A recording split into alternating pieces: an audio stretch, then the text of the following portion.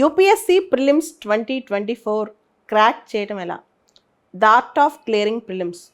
చాలామంది అనుకుంటారు, అంటే యూజువల్గా చాలా జనరల్గా ప్రిలిమ్స్ క్రాక్ చేయాలంటే దాదాపు 100, 150, 200 మాక్ టెస్ట్లు ఇప్పటి నుంచి రాస్తే సరిపోతుంది, లేదా యూపీఎస్సీ పాత క్వశ్చన్ పేపర్స్ అన్నీ ప్రాక్టీస్ చేస్తే సరిపోతుంది.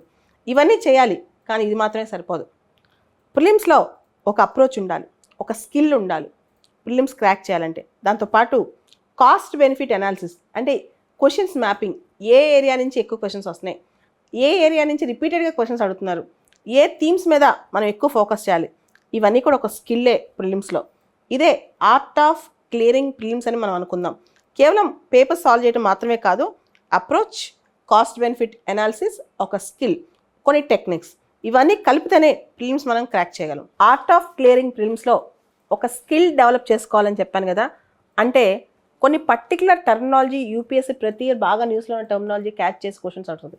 ఉదాహరణకి ఆపర్చునిటీ కాస్ట్ అంటే ఏంటి, సోషల్ క్యాపిటల్ అంటే ఏంటి, నాన్ ఫంజిబుల్ టోకెన్ అంటే ఏంటి, గ్రీన్ వాషింగ్ క్వశ్చన్ వచ్చింది 2022లో, గ్రీన్ వాషింగ్ అంటే ఏంటి, ర్యాపిడ్ ఫినాన్సింగ్ ఇన్స్ట్రుమెంట్ మరియు ర్యాపిడ్ క్రెడిట్ ఫెసిలిటీ, వీటి మీద క్వశ్చన్స్.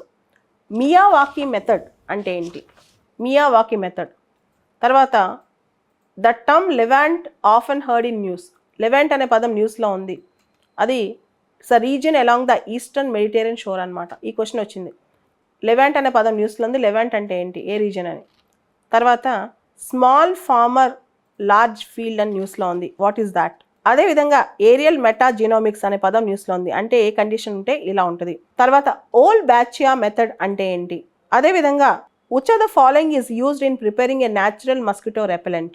ఇంకో క్వశ్చన్ చూస్తే మనం 2023లో వచ్చిన question, in the context of finance the term beta refers to. So ఇటువంటి క్వశ్చన్స్ అన్నీ ఉన్నాయన్నమాట. ఒకసారి ఈ క్వశ్చన్స్ గమనించండి.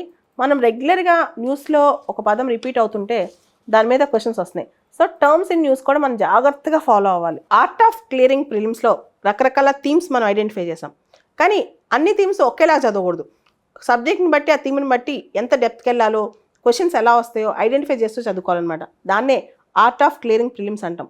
అక్కడ మనకు కావాల్సిన స్కిల్, టెక్నిక్, దాంతోపాటు అక్యుమెన్షిప్, అక్యురసీ, కరెక్ట్, అంటే మల్టిపుల్ చాయిస్లో ఎలిమినేషన్ టెక్నిక్స్, ఇవన్నీ కలిపితేనే ఆర్ట్ ఆఫ్ క్లియరింగ్ ప్రిలిమ్స్ అని అర్థం.